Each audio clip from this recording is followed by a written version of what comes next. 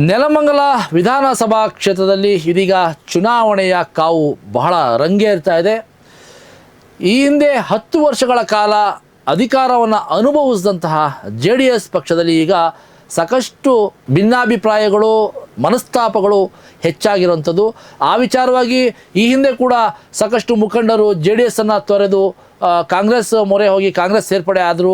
ತದನಂತರ ನೆಲಮಂಗಲ ನಗರಸಭೆಯ ಚುನಾವಣೆ ಬಂತು. ಆ ಒಂದು ಚುನಾವಣೆಯಲ್ಲಿ ಪಕ್ಷ ವಿರೋಧಿ ಚಟುವಟಿಕೆಗಳನ್ನು ಮಾಡಿ ಆ ಒಂದು ಅಡ್ಡ ಮತದಾನದ ಮುಖಾಂತರ ಪಕ್ಷಕ್ಕೆ ಮುಜುಗರ ತರುವಂತಹ ಕೆಲಸಗಳನ್ನು ಮಾಡಿದ್ರು ಅನ್ನೋ ಕಾರಣಕ್ಕೋಸ್ಕರ ಒಂದು ಸಾಕಷ್ಟು ಜನ ನಗರಸಭೆಯ ಸದಸ್ಯರುಗಳನ್ನು ಅನರ್ಹಗೊಳಿಸಲಾಗಿತ್ತು. ಇದನ್ನೆಲ್ಲ ಈಗಾಗಲೇ ನೋಡ್ತಾ ಬಂದಿದ್ದೀವಿ. ಆದರೆ ನೆಲಮಂಗಲ ತಾಲೂಕಿನಲ್ಲಿ ಬಹಳ ಸಂಚಲನ ಮೂಡಿಸ್ತಾ ಇರುವಂತಹ ವಿಚಾರ ಏನಪ್ಪ ಅಂತ ಹೇಳಿದ್ರೆ, ಮುಂಬರುವಂತಹ 2028ರ ಚುನಾವಣೆಗೆ JDS ಪಕ್ಷ ಸಕಲ ಸಿದ್ಧತೆಗಳೊಂದಿಗೆ ಅಖಾಡಕ್ಕೆ ಇಳಿಬೇಕು. ಈ ಒಂದು ಅಖಾಡಕ್ಕೆ ಇಳಿಯೋದಕ್ಕಿಂತ ಮುಂಚೆ ಪಕ್ಷ ಸಂಘಟನೆ ಅನ್ನುವಂತಹ ವಿಚಾರಗಳು ಬಹಳಷ್ಟು ಕೇಳಿ ಬರ್ತವೆ.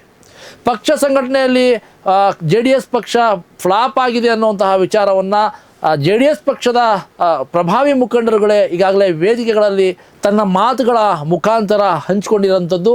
ಅಂತಹ ಬೇಡಿಕೆಗಳು ಈಗ JDSನ ಎಲ್ಲ ಕಾರ್ಯಕ್ರಮಗಳಲ್ಲೂ ಅತಿ ಹೆಚ್ಚು ಕೇಳಿ ಬರ್ತಾ ಇದೆ. ಪಕ್ಷ ಸಂಘಟನೆ ಬಹಳ ಮುಖ್ಯ.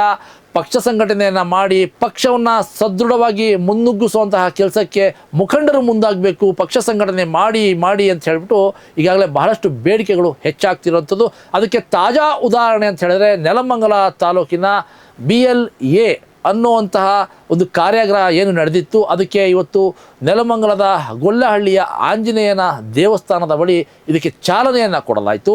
ಆ ಚಾಲನೆಯ ಕೊಟ್ಟ ನಂತರ ಆದಂತಹ ಸಭೆಯಲ್ಲಿ ಈ ಎಷ್ಟು ಚರ್ಚೆಗಳು ಆದವು ಅಂತ ಹೇಳಿದ್ರೆ, ಆ ಪಕ್ಷ ಸಂಘಟನೆ ಬಹಳ ಮುಖ್ಯ. 2028ರ ಚುನಾವಣೆಯನ್ನು ನಾವು ಎದುರಿಸಲಿಕ್ಕೆ ಸಾಧ್ಯ ಇಲ್ಲ. ಇಲ್ಲಿ ಇರುವಂತಹ ಕಾಂಗ್ರೆಸ್ ಆಡಳಿತ ಪಕ್ಷ ಬಹಳ ಬೇರೆ ಬೇರೆ ರೀತಿಯಾದಂತಹ ಒಂದು ಸ್ಟ್ರಾಟಜಿಗಳನ್ನು ಬಳಸ್ಕೋತಾ ಇದೆ. ರಂಗೋಲೆ ಬಿಡುವಂಥದ್ದು, ಲಡ್ಡುಗಳನ್ನು ಹಂಚುವಂಥದ್ದು, ಇಲ್ಲಿ ಕ್ಷೇತ್ರದಲ್ಲಿ ಇರುವಂತಹ ಮತದಾರರಿಗೆ ಗಿಫ್ಟ್ಗಳನ್ನು ಕೊಡುವಂಥ ಕೆಲಸಗಳನ್ನು ಮಾಡ್ತಾ ಮತದಾರನ ತನ್ನತ್ತ ಸೆಳೆಯುವಂತಹ ಪ್ರಯತ್ನಗಳನ್ನು ಮಾಡ್ತಾ ಇದೆ.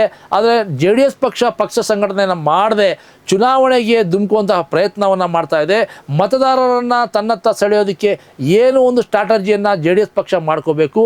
ಇಲ್ಲಿ ಒಳಜಗಳಗಳನ್ನು ಹೊರತುಪಡಿಸಿ, ಅಂದರೆ ಒಳಜಗಳಗಳನ್ನು ಎಲ್ಲ ಬದಿಗಿಟ್ಟು ಪಕ್ಷ ಹಾಗೂ ಪಕ್ಷದ ಕಾರ್ಯಕರ್ತರು ಮುಖಂಡರುಗಳನ್ನು ಒಗ್ಗೂಡಿಸ್ಕೊಂಡು ಪಕ್ಷಕ್ಕೆ ಅಧಿಕಾರವನ್ನು ತರುವಂತಹ ಕೆಲಸವನ್ನು ನಾವು ಯಾವ ರೀತಿಯಾಗಿ ಮಾಡಬೇಕು, ಈ ವಿಚಾರಗಳನ್ನು ದಯವಿಟ್ಟು ಚರ್ಚೆ ಮಾಡಿ ಆದಷ್ಟು ಪಕ್ಷ ಸಂಘಟನೆಗಳಿಗೆ ಒತ್ತನ್ನು ಕೊಡಬೇಕು. ಪಕ್ಷದಲ್ಲಿ ಏನೆಲ್ಲ ತಾರತಮ್ಯಗಳು ಆಗ್ತಾ ಇದೆ, ಏನೆಲ್ಲ ಲೋಪದೋಷಗಳು ಆಗ್ತಾ ಇದೆ, ಇದನ್ನೆಲ್ಲ ಗಮನದಲ್ಲಿ ಇಟ್ಕೊಂಡು ಕಾರ್ಯಕರ್ತರನ್ನು ಮುಖಂಡರುಗಳು ವಿಶ್ವಾಸಕ್ಕೆ ತಗೊಂಡು ಬೂತ್ ಮಟ್ಟದಲ್ಲಿ ಒಂದು ಕೆಲಸಗಳನ್ನು ಮಾಡಬೇಕು. ಈ BLA ಅಥವಾ BLO ಅನ್ನುವಂತಹ ಕೆಲಸಗಳನ್ನು ಈಗಾಗಲೇ ಪ್ರಾರಂಭ ಮಾಡಿದ್ದಾರೆ. ಅದು ಚುನಾವಣೆಯ ಪ್ರೇರಿತವಾದಂತಹ ಒಂದು ಕಾರ್ಯಕ್ರಮಗಳು. ಅದಕ್ಕೆ ಚುನಾವಣಾ ಆಯೋಗದಿಂದ ಚುನಾವಣಾ ಆಯೋಗ ಯಾರನ್ನು ನೇಮಕ ಮಾಡಿರುತ್ತೆ ಅದು ಅವ್ರುಗಳು ಮಾಡ್ಕೋತಾರೆ.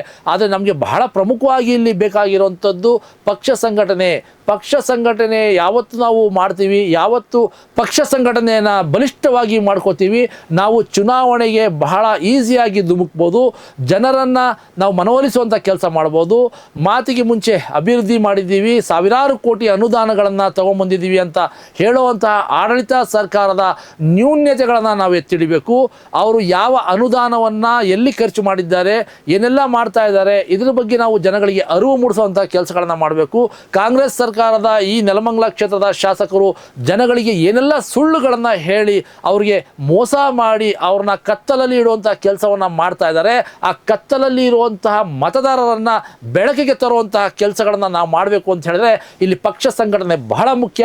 ಹಾಗಾಗಿ JDS ಪಕ್ಷದವರು ಪಕ್ಷ ಸಂಘಟನೆಗೆ ಬಹಳ ಒತ್ತನ್ನು ಕೊಡಬೇಕು ಅನ್ನೋಂತಹ ಮನವಿಗಳು ಕೂಡ ಈಗಾಗಲೇ ಮಾಡ್ತಾ ಇರುವಂಥದ್ದು. ಸೊ ಹಾಗಾಗಿ ವೀಕ್ಷಕರೇ, ನೆಲಮಂಗಲ ತಾಲೂಕಿನಲ್ಲಿ ಈಗಾಗಲೇ ಪಕ್ಷ ಸಂಘಟನೆಯ ವಿಚಾರ JDS ಪಕ್ಷದಲ್ಲಿ ಬಹಳಷ್ಟು ಸದ್ದನ್ನು ಮಾಡ್ತಾ ಇದೆ. ಕೆಳಮಟ್ಟದ ಕಾರ್ಯಕರ್ತರು ಹಾಗೂ ಏನು ಮುಖಂಡರುಗಳಿದ್ದಾರೆ, ಇವರಿಬ್ಬರ ಮಧ್ಯದಲ್ಲಿ ಒಂದು ವಾಗ್ವಾದ ಏನಪ್ಪ ಅಂತ ಹೇಳಿದ್ರೆ, ಪಕ್ಷ ಸಂಘಟನೆ ಬಹಳ ಮುಖ್ಯ, ಪಕ್ಷ ಸಂಘಟನೆಯನ್ನು ದಯವಿಟ್ಟು ಮಾಡಬೇಕು, ಅದಕ್ಕೆ ಸ್ವಲ್ಪ ಒತ್ತನ್ನು ಕೊಡಬೇಕು ಅನ್ನುವಂತಹ ಸಾಕಷ್ಟು ಒತ್ತಾಯಗಳು ಈಗಾಗಲೇ ತಾಲೂಕಿನಾದ್ಯಂತ ಭುಗಿಲೆದ್ದಿರುವಂಥದ್ದು. ಮುಂದಿನ ದಿನಗಳಲ್ಲಿ ಅಂದರೆ 2028ರ ಚುನಾವಣೆಯ ಪೂರ್ವದಲ್ಲಿ ಏನೆಲ್ಲ ರೂಪರೇಷೆಗಳನ್ನು JDS ಪಕ್ಷ ಮಾಡಿಕೊಳ್ಳುತ್ತೆ, ಯಾವ ರೀತಿ 2028ರ ಚುನಾವಣೆಯನ್ನು ಎದುರಿಸುತ್ತೆ ಅನ್ನೋದನ್ನ ಕಾದು ನೋಡಬೇಕಾಗಿದೆ. ಅಲ್ಲಿವರೆಗೂ ನೋಡ್ತಾ ಇರಿ ಎದೆಗಾರಿಕೆ ಸುದ್ದಿವಾಹಿನಿ. ನಮಸ್ಕಾರ.